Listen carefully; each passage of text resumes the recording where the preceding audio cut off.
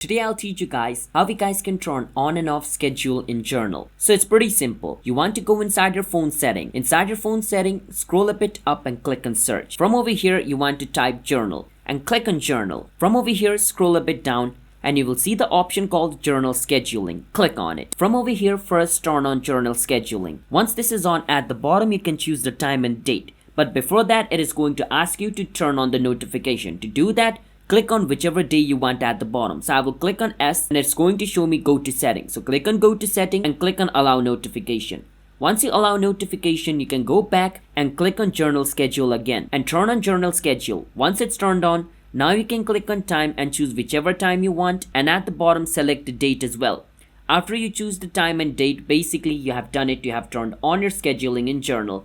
And to turn it off, it's pretty simple. Just turn it off at the top where it says journal and it'll be off. So that is how you guys can turn on and off schedule in journal. If you guys found our video helpful, hit the subscribe to our channel one step. I'll see you guys in my next video. Bye bye until then.